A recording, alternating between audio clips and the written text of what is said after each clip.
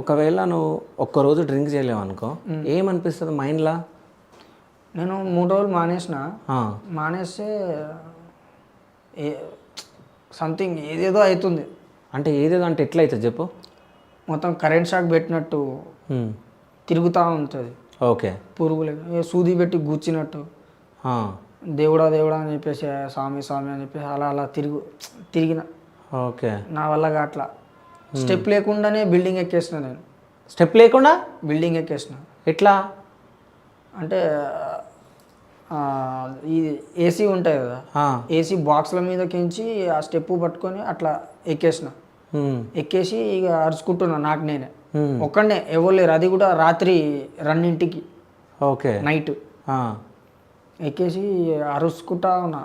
తర్వాత ఒకడు వచ్చాడు, రే రే రే ఇట్రా ఇట్రా అన్నాడు. స్టెప్ మళ్ళీ ఎట్లా దిగినా తెలియదు కానీ ఆ బిల్డింగ్ కడుతున్నారు. ఇట్లా రౌండ్ డ్రమ్ ఉంటుంది కదా, అది కడితే వాళ్ళు కడుతున్నారు అన్నమాట. కడుతుంటే ఆ డ్రమ్లకించి దూకేసిన కిందికి, దాని లోపలికించి జారి జారి పడితే మొత్తం వెనకాల గీసుకపోయింది. నాకు బాగా గుర్తున్నా.